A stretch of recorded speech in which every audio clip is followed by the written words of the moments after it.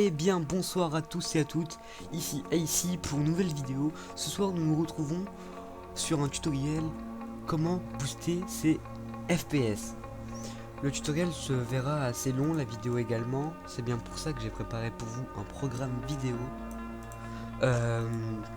Donc la vidéo sera relativement longue, mais le tutoriel en lui-même sera assez efficace. Et j'estime que si vous avez un PC un petit peu merdique, voire même milieu de game, vous pourrez gagner énormément de FPS en suivant ces instructions. Commençons. En première étape, nous avons le système visuel. Rend l'effet système moins beau, mais offre beaucoup de ressources. Vous avez la description de cette technique, ce petit tutoriel, et je vous assure que ça fonctionne. Déjà rien qu'en faisant ça, vous allez gagner pas mal d'FP. Voilà, je tiens à préciser que je ne vais pas beaucoup parler, enfin je ne vais pas beaucoup prendre le temps de blablater, etc., de parler d'autres choses, parce que la vidéo avec tous ces étapes là se verra très très longue. Donc je vais faire en sorte d'essayer d'aller au plus vite possible, tout en vous faisant comprendre étape par étape. Commençons. Le système visuel. Il vous faut vous rendre sur cette page. Les informations système général, je pense que vous savez y aller. Pour ceux qui sont sur Windows 10, Windows 8.1, clic droit sur le bouton démarrer, système, tout simplement.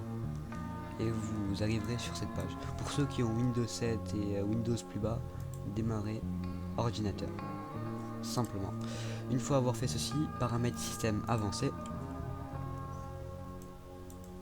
paramètres, et normalement vous serez sur cette option là. Laissez Windows choisir la meilleure configuration et il vous suffira de cliquer sur ajuster afin d'obtenir les meilleures performances.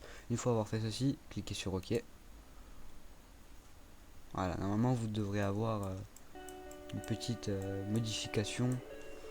Vous pourriez voir que le thème de votre ordinateur sera un peu moins pixelisé. Il sera plutôt moche, c'est-à-dire que ça ne changera pratiquement rien. Vous aurez juste de meilleures performances pour votre gaming ou de programmes qui demandent beaucoup de ressources. Tout en restant sur cette page là, il me semble que c'est... Ouais, voilà. Tout en restant sur cette page là, cliquez sur paramètres, avancer, et une fois ici sur l'onglet avancé, il vous suffira de cliquer sur modifier, mémoire virtuelle. Là nous allons attaquer la mémoire virtuelle. Enfin, quand je dis attaquer, nous allons travailler dessus, c'est mieux. Voilà. Donc interagir votre disque dur avec votre mémoire virtuelle. Utilisez le maximum de votre mémoire vive. Allons-y. Encore une fois, cette technique vous servira pour avoir de meilleures performances niveau fluidité, niveau calcul. Normalement vous êtes comme ça, taille gérée par le système. Normalement, en cliquant sur le bouton modifier, vous êtes comme ça. Il vous faut décocher cette case là, cliquer sur taille personnalisée, et normalement c'est vide chez vous, il me semble. Pour avoir la taille initiale MO à inscrire dans cette case là, il vous suffit de prendre votre nombre de gigas de RAM, par exemple moi j'en ai 4, et de le multiplier par 1,5. Pour ma part ça donne 6. Vous pouvez utiliser votre calculatrice et j'ajoute 3 zéros derrière. Pour avoir la taille maximale MO, il vous suffit également de prendre le nombre que vous avez en mémoire vive, en RAM, encore 4 pour ma part, et le multiplier par 2, ce qui donnera 8. Et j'ajoute 3 zéros derrière. Voilà, c'est simple. Cliquez sur définir, OK, OK, OK, simplement. Du coup, cette page, nous pouvons la fermer. Nous nous retrouvons sur le bureau. Voilà, nous avons fait nous avons fait les deux premières étapes. Troisième étape, le prefetch. Je pense que certains d'entre vous connaissent cette étape. J'utilise souvent avant de lancer mes jeux.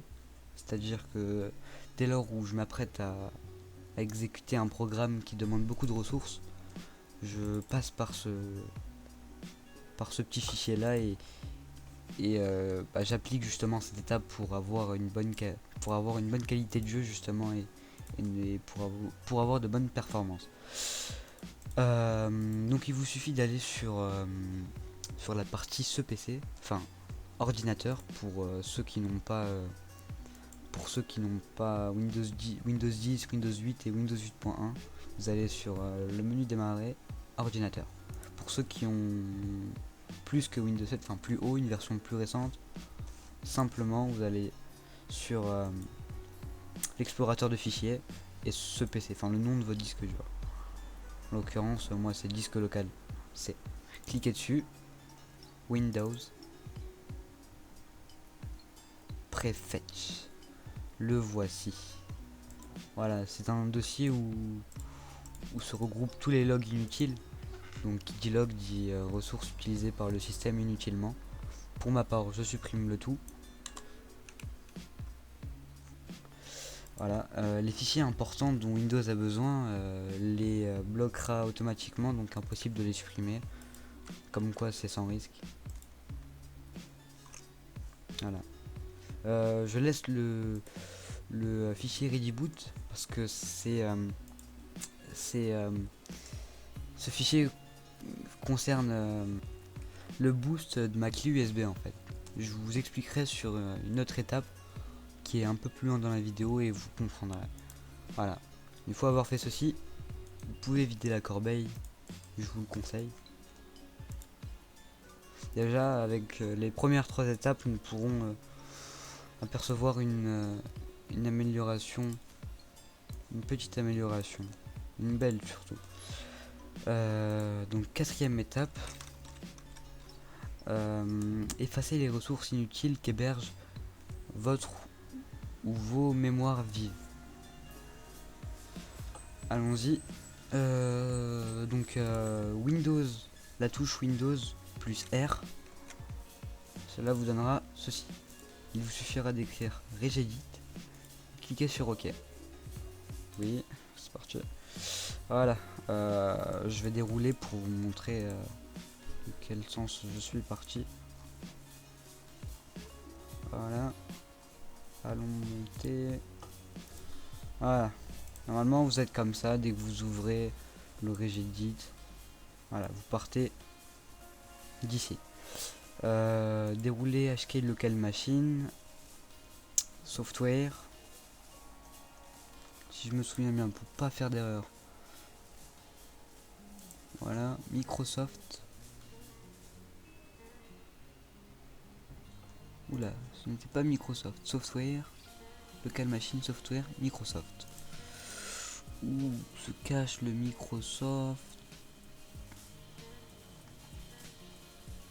Ah, nous sommes déjà sur Microsoft. Tiens. Microsoft Windows. Donc je répète pour ceux qui n'ont pas suivi. HK Local Machine, Software, Microsoft, Windows et Current Version. Et pour finir, Explorer. Le voici. Inutile de dérouler, vous pouvez juste cliquer dessus, ça suffira. Et vous aurez ceci. Je vais supprimer pour le faire avec vous. Voilà. Supprimer. Voilà, je peux vous montrer comme quoi supprimer la balise à créer sera sans risque si vous voulez annuler ou faire un rollback de votre ordinateur. Donc une fois sur Explorer, vous suffira de faire un clic droit, nouveau, valeur d'Eword 32 bits. appelez la clé unload always unload always. Nous allons modifier ça. Always unload DLL comme ceci. Mettez-lui la valeur 1 en hexadécimal et cliquez sur OK. Voilà. En gros, c'est une clé qui va servir à décharger un peu toutes les ressources entrantes dans votre RAM inutiles qui servent à rien. Donc, qui dit plus de fluidité, dit plus de calcul, dit plus de ressources pour bien jouer. Inutile, nous pouvons fermer le Regedit. Cinquième étape, le REM. Voilà, encore une technique encore une technique sur la mémoire vive. Je tiens à préciser que cette méthode n'est pas sans risque. Donc je vous préviens que si un abus de cette technique se fait voir, il y a des chances que votre matériel, donc la mémoire vive, peut se cramer. Mais à la seule condition que si vous en abusez beaucoup. Moi, ce que je vous conseille pour ne pas avoir de soucis avec ça, c'est de cliquer sur justement le petit programme que nous allons créer chaque 3 voire 4 mois à peu près, et à ne pas en abuser. Allons sur le tutoriel. Freemem, copier. Bien sûr, ce sera dans la description si cette technique vous intéresse.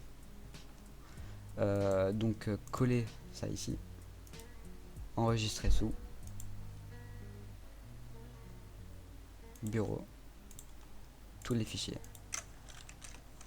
Il faut l'appeler en ram.vbs. Cliquez sur enregistrer. Voilà, c'est fait.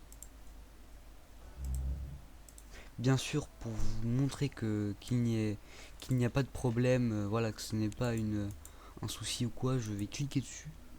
Et je vais en espérant que les améliorations se font. Voilà, j'ai cliqué dessus. Normalement, ça devrait rien ouvrir. C'est comme si une commande se plaçait dans le Regedit ou je ne sais quoi, mais une technique assez connue pour ma part. Sixième étape, le système ini. Ok. Concernant cette méthode, comme écrit par moi-même pour m'en rappeler, pour être sûr de ce que je dis, cela va pousser au maximum la mémoire physique du PC. C'est-à-dire que tous les matériels vous avez physiquement dans votre unité centrale pourra justement être poussé au maximum, bien sûr avec une sécurité. La sécurité se fait automatiquement et pourra justement vous offrir une meilleure qualité de jeu. Ce qui concerne cette petite partie là, c'est plutôt pour votre connexion internet. Voilà, pour ceux qui jouent en jeu, ceux qui jouent en ligne, ça vous fera que du bien pour jouer. Commençons. Il vous faut vous rendre sur la touche Windows plus R encore une fois, et cette fois-ci taper system.ini. Cliquez sur OK. Normalement, devrait tomber sur ça. Voilà. Voilà, donc copier ceci. Conservative swipe fil d'usage est égal 1 et collez-le ici. Copier ça encore une fois et collez-le juste voilà, en dessous de MSI, tout simplement. Je pense pas que enregistrer sera sera accepté. Accès refusé, voilà, j'en étais sûr. Pour pouvoir justement le déplacer dans la partie Windows, allez, enfin, enregistre-le d'abord sur votre bureau.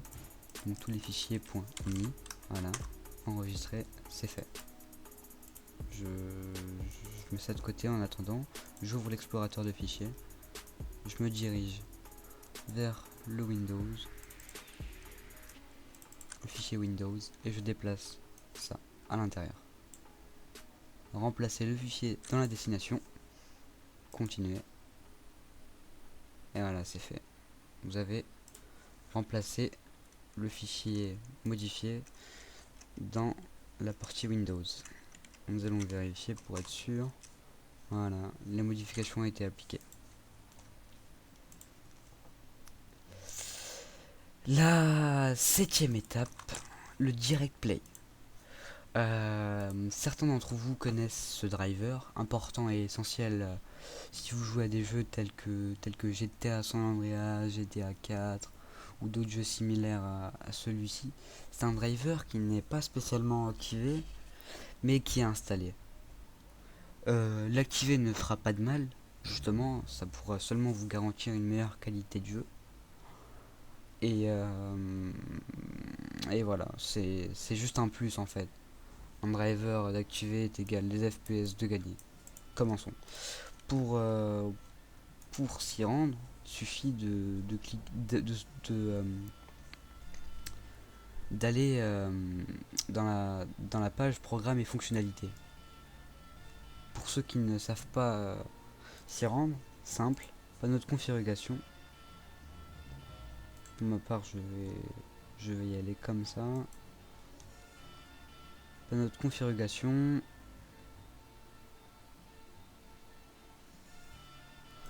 Configuration, oh là là, lourd. Désinstaller un programme, voilà. Cette phrase là, cliquez dessus et là vous êtes dessus, simplement. Cliquez sur activer ou désactiver des fonctionnalités Windows.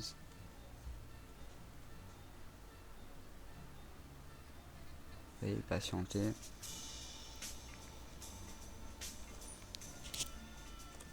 Voilà. Une fois dessus,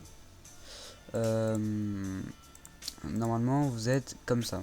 Voilà, avec normalement vous avez peut-être d'autres choses, enfin vous serez peut-être vos fichiers à l'intérieur seront pas peut-être similaires aux miens, mais vous aurez à peu près la même chose. Il vous suffit de cliquer sur composant hérité, dérouler la flèche et de cocher Direct Play. Voilà, comme vous pouvez le voir, active l'installation de Direct Play à la demande. Cliquez sur OK.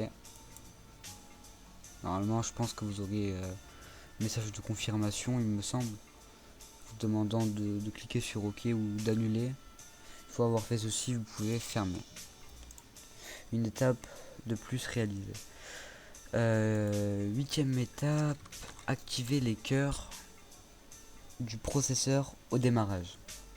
C'est une méthode qui n'a peut-être pas tellement changé grand chose, mais comme je vous le dis depuis le début, des drivers d'activer est égal des FPS de gagner. Pour s'y rendre, encore simple, Windows plus R, msconfig,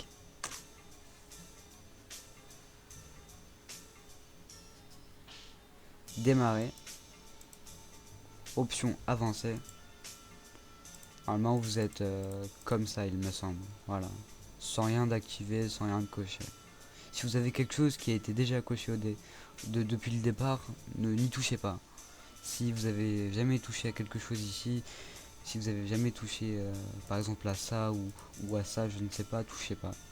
Par précaution, ne touchez pas. Il vous suffira juste de cliquer sur nombre de processeurs et de mettre la valeur 2. Cliquez sur OK. OK, voilà. Message de confirmation si vous souhaitez redémarrer tout de suite pour appliquer les modifications tout de suite ou redémarrer ultérieurement. 8e étape de fait, place à la 9e. Donc la clé USB. La clé USB normalement c'est un outil qui sert à stocker des données, à pouvoir stocker donc sur un disque externe, disque amovible, et donc en ayant cet outil là vous pouvez faire une deuxième chose. Il s'agit de pouvoir justement envoyer ou échanger des fichiers sur la clé USB, et c'est comme un peu le principe de la RAM. Votre ordinateur deviendra un peu plus rapide vu qu'il peut interagir avec la clé USB. Donc pour ce faire, il vous faudra une clé USB minimum et maximum de 4 Go de RAM. Donc si vous avez moins, logiquement ça sera un peu moins puissant, mais ça fonctionnera quand même. Mais le maximum 4 Go, et ça sert à rien d'aller au-delà, puisque votre système d'exploitation, tous les systèmes d'exploitation, prendra au maximum 4 Go. Donc une fois avoir la clé USB, vous la branchez donc dans votre port USB, que ce soit un 2.0 ou un 3.0, aucune importance. Une fois avoir fait ceci, vous vous dirigez sur votre explorateur de fichiers, disque local, là où non, ce PC pour ma part, outil de lecteur, et donc dans vos périphériques et lecteurs, vous aurez justement la clé USB. Faites un clic droit dessus, propriétés, Ready Boost, et normalement vous êtes comme ça, voilà, ne pas utiliser ce périphérique. Normalement votre clé USB n'est pas rouge, elle est vide, enfin la clé USB doit être formatée, donc normalement toute cette partie là est blanche. Et une fois avoir cliqué sur propriété, Ready Boost, vous cliquez sur dédier ce périphérique à Ready Boost, appuyez sur appliquer, sur OK, et c'est fait. Il se peut que votre matériel affiche la première fois un message d'erreur, comme quoi le périphérique n'est pas compatible, etc., ne peut pas être boosté, voilà, ne peut pas interagir avec votre ordinateur. C'est normal, ça me l'a déjà fait aussi. Il suffit juste d'attendre un peu, histoire que votre périphérique s'installe sur votre ordinateur. Généralement ça prend pas plus de 10 minutes. Donc voilà, si la première fois ça ne fonctionne pas, essayez plus tard. Si ça ne fonctionne toujours pas, malheureusement, je ne pourrai rien faire, hormis que vous devriez changer de périphérique. Donc une fois avoir fait ceci, cliquez sur OK, voilà. Normalement c'est fait. Une étape de plus réalisée. Maintenant, passons à l'étape 10. L'étape 10 nécessite pas de programme particulier ou d'attention particulière, mais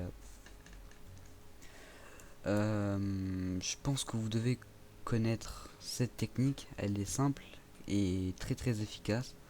Il suffit de faire un retour Windows quand vous êtes en jeu, par exemple, ou quand vous avez un programme important genre Adobe Photoshop, ou même un jeu genre GTA V, de faire un clic droit là-dessus, questionnaire des tâches, voilà. Normalement vous êtes voilà, vous êtes sur cette page, d'aller sur vos processus en cours ou en arrière-plan, de cliquer par exemple, imaginons que j'ai envie de booster Chrome, voilà, je trouve que Chrome n'est pas assez rapide, les vidéos ne sont pas assez rapides, je trouve que voilà, le programme est lent. Ce que je vais faire, c'est que je vais faire en sorte que mon ordinateur prête toute son attention à ce programme là. Cliquez sur clic droit, allez sur accéder aux détails pour voilà, pour avoir le programme. Vérifiez que si vous avez plein de processus par exemple sur Chrome, vérifiez que c'est lui qui prend le plus de mémoire, pour être sûr que c'est lui le processus de la racine. Chrome, je sais qu'il y a plusieurs processus, etc. Mais si vous avez par exemple un jeu, vous n'en aurez pas 40 000, mais vous aurez par exemple, si c'est Counter-Strike, vous aurez Counter-Strike. Vous aurez pas Counter-Strike, Counter-Strike, Counter-Strike. J'ai pris Chrome par exemple. Il vous suffira de faire un clic droit, définir la propriété et de cliquer sur Haute. Voilà, je ne vais pas le faire parce que j'en ai pas besoin sur Chrome. Enfin voilà, je privilège seulement ça sur les jeux, sur les programmes qui en ont vraiment besoin.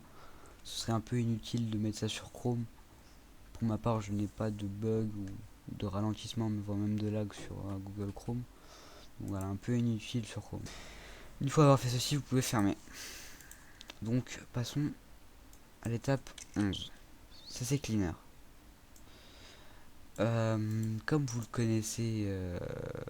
connaissez déjà, CC Cleaner offre plusieurs options, que ce soit pour l'optimisation, voire même nettoyer son PC. Donc voilà, je recommande beaucoup ce programme si vous avez un PC qui date de très longtemps, qui n'a pas été dépoussiéré virtuellement. Je vous le conseille. Je vous le conseille. Il vous servira à nettoyer, à réparer le registre. Donc les clés inutiles qui prennent de l'espace. Donc qui dit prendre de l'espace dit prendre des ressources. Également pour des logs du genre prefetch. Sauf que là c'est fait automatiquement avec d'autres fichiers à côté autour. Inutiles aussi comme prefetch. Voilà. C'est un peu le genre de logiciel qui nettoie. Voilà. Enfin, je pense que ça vous devez connaître.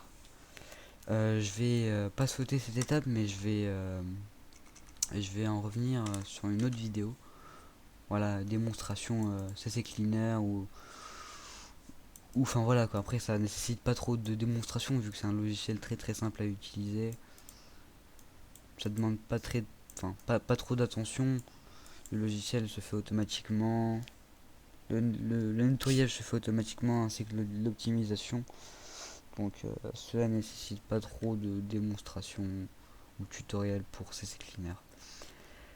Douzième étape, le dir/s. Ça nettoie en fait, ça va nettoyer un peu votre ordinateur, remettre les fichiers Windows là où ils devraient être, c'est-à-dire les fichiers qui se déplacent, les fichiers qui se suppriment, les fichiers qui sont abîmés. Bah justement avec cette commande, ça va faire en sorte que tout cela soit remis en place et garantit une bonne fluidité sur le PC. Pour ce faire, Windows plus R, CMD, simplement. Voilà, normalement vous serez sur cette invite de commande. Voilà, pour ceux qui ne connaissent pas, je sais que ça peut être pas quotidiennement qu'on voit ça. Pour ceux qui ne sont pas habitués à ce genre de technique, mais ayez aucune crainte, si vous faites tout ce que je fais à la lettre comme moi je le fais, vous n'aurez aucun souci. Il suffit de cliquer sur dire d'écrire dir/s et ça c'est normal. Voilà, ça nettoie un peu tous les fichiers, ça nettoie, ça répare les répertoires, ça fait en sorte qu'il y ait un bon fonctionnement dans votre système d'exploitation.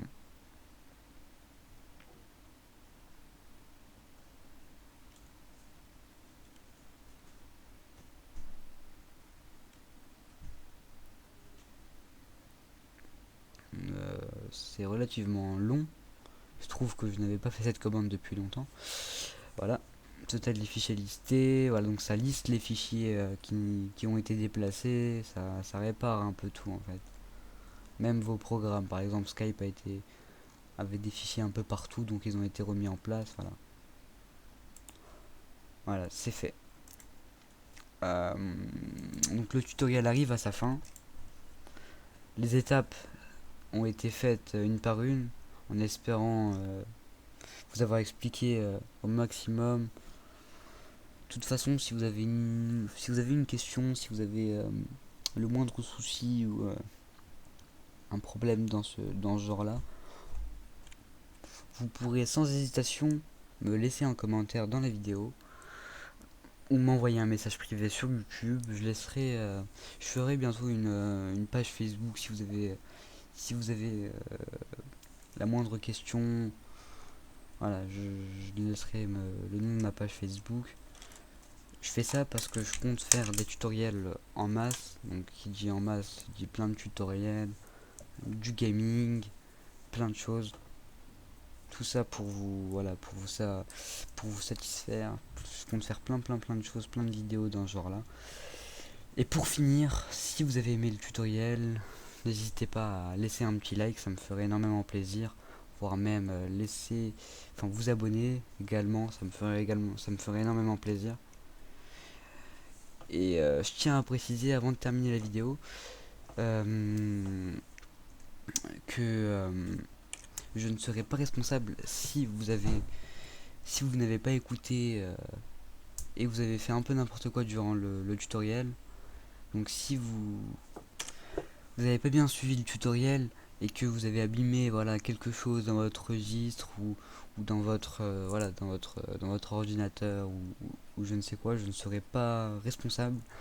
Donc tutoriel à suivre à la lettre et sérieusement, parce que ça nécessite quand même des modifications dans l'intérieur de votre système d'exploitation. C'est sur cette heure que je vous laisse, mesdames, messieurs, bonne soirée à vous.